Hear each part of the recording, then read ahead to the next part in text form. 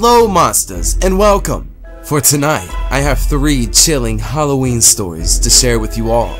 So have your pumpkin pails ready for this special treat. And without further ado, let the Halloween stories begin.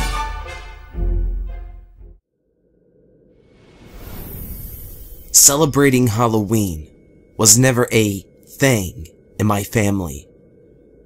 I never had the experience of walking house to house and used the phrase trick or treat to receive candy. My scariest experience had taken place on All Hallows Eve. The night had just begun and I could hear the laughter of the children passing my house. It sounded like so much fun, but my parents would not let me attend. And they would also turn off the porch lights to let those who participated know to stay away. To my parents, Halloween was a devil's night. I wanted to attend, but after this particular Halloween night, I could not help but be glad that I was never involved. It started with faint screams. The murderous screams were coming not far from our house. My parents opened the front door, and by doing so, this allowed those screams to amplify. The screams turned into cries of pain as my mom and dad rushed towards the source. I followed close behind without being noticed. We had ended up in our neighbor's front yard after the cries had stopped. The neighbor was standing on the bottom step of his front porch, wearing nothing but an open bathrobe, holding a plastic pumpkin pail full of candy. He stared down and laughed as he tossed candy into the hand-dug hole. My mother had let out a horrific scream as she approached the hole and the neighbor. My dad grabbed her and covered her eyes as he told her not to look. I peeked from behind them and saw what had them all panicked. There were 2 children in that hole, but they had not just simply fell in, no. Our neighbor had placed rebar and wood that had been carved to points in the hole. Those poor kids. One of them had been impaled through the inner groin and out of the front of the stomach. The other kid had suffered a neck wound and was also impaled, but through the side of the rib cage. The kids screamed wildly as they were removed from the hole by the EMS. The police arrested our neighbor. To this day, the phrase trick or treat will always remind me of that terrifying night.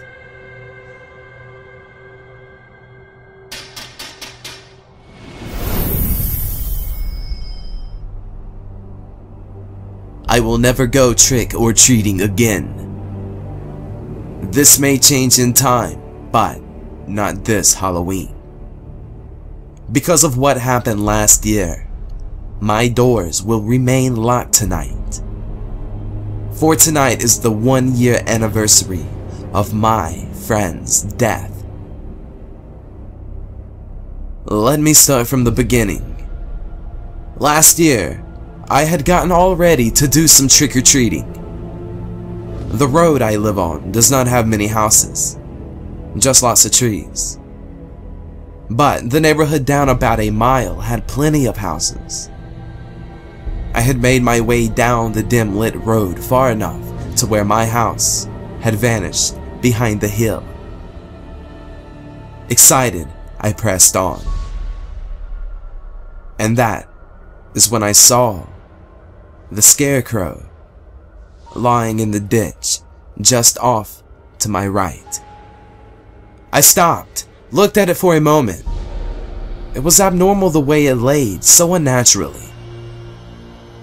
It appeared to be broken, but peering into the black, coal-colored eye sockets chilled me as it gave the scarecrow so much realism.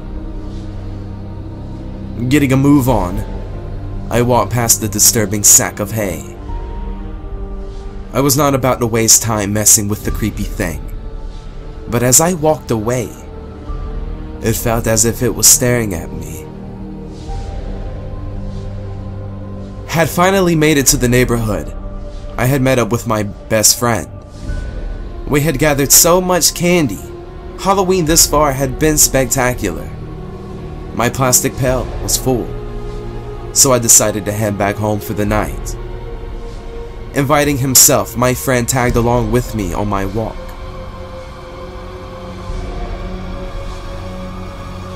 We had made our way down the road. "Hey, look, a scarecrow," my friend said. I had forgotten all about the hideous thing. I was spooked by the very sight of it. It looked like it had moved. My friend was making his way toward the damn thing. I was too late. He grabbed the stick-like arm and gave it a yank. Pulled it right off. "Let's go, man," I said. I tried to take the scarecrow arm away from him. We wrestled a bit for it, and that's when I found myself stepping on the hay-stuffed torso of the scarecrow. "Damn it, man, this thing gives me the creeps," I told him. He looked at me and simply gave up,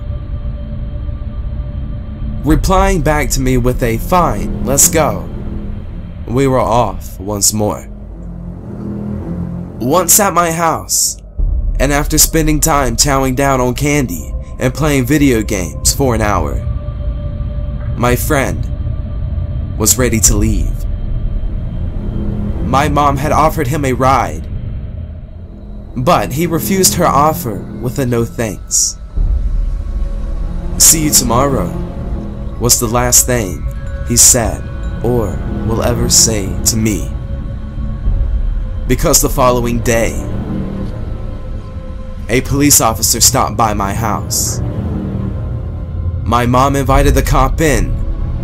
He had wanted to talk to me, ask me a few questions. My friend had been murdered that night after leaving my house. They had found his body dismembered and broken, laying in an unrecognizable manner in the ditch just up the road, right where the scarecrow was laying. I asked if there was a scarecrow there. Maybe it did it. There was no sight of the scarecrow, only the body of my friend laying in the ditch. I don't say much more about it anymore. My parents told me that they would have to lock me up in an asylum if I talk about the scarecrow. Maybe they're right. But finding the small torn drape of jute material laying in front of my bedroom door this morning has me in question once more. Because on the material was written, "You got away, but I see you now. Trick or treat."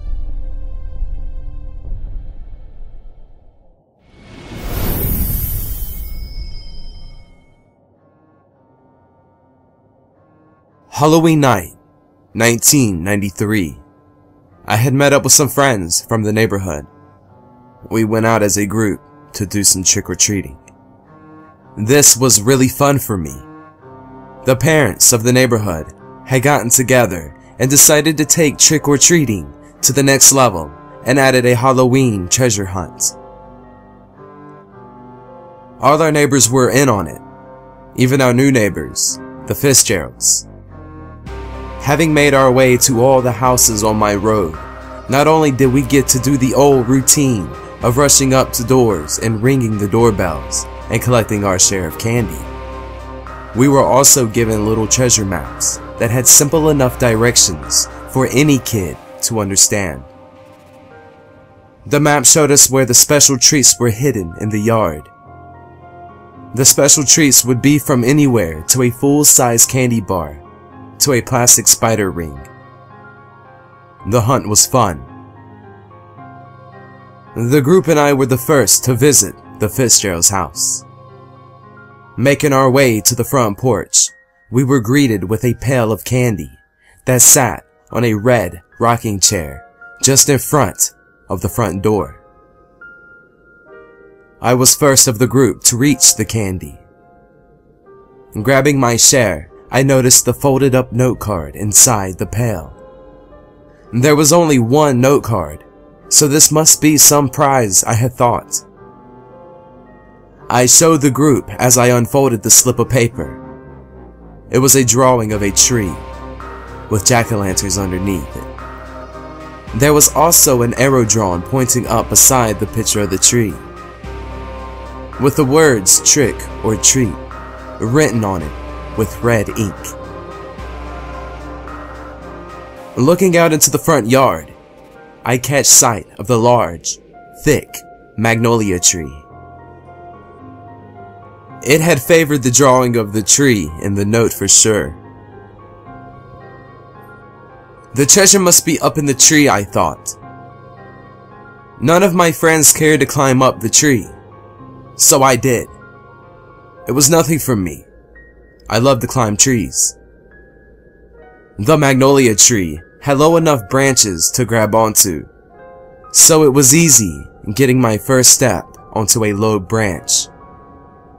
The tree was thick, and with the large leaves, no light came in to help me see. My green glow stick was my only light source. It had given a creepy green hue to my surroundings. That's when I noticed the wetness of the next branch I had grabbed onto. Making my way up further, the branches had become thin and shaky. With every shake of a limb, the drops of liquid sprinkled my face from above. It felt like raindrops falling on me. Was it raining?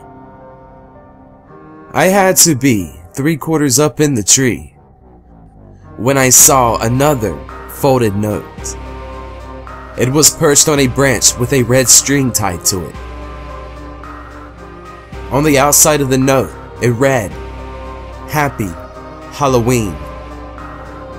I was excited for my prize at this point. I picked up and unfolded the note, only to read, "She should have listened." It was at that moment I could hear the sound of something swinging all around me.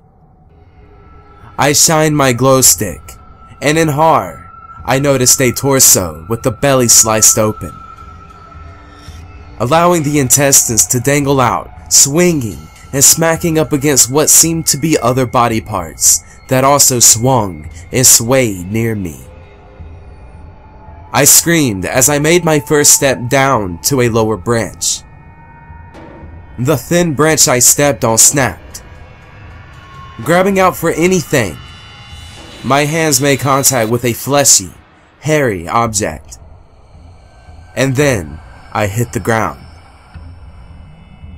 I could hear my friends screaming at that point.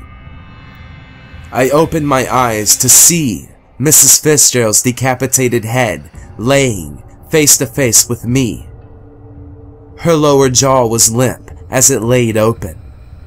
Her eyes, glassed over, stared back at me. I must have grabbed onto it as I fell to the ground. The police were called, and the murder is still under investigation. Mr. Fitzgerald is the prime suspect, but no one has heard or seen from him. This was my scariest Halloween night ever.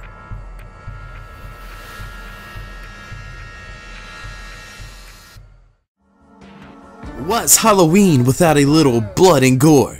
I hope you guys enjoyed these Halloween stories. And also, what's your favorite kind of candy for Halloween? Be sure to leave those comments below. Thanks again for watching, monsters. Till next time. You know life could be so sweet if every night was a night to go trick or treat. Trick or treat.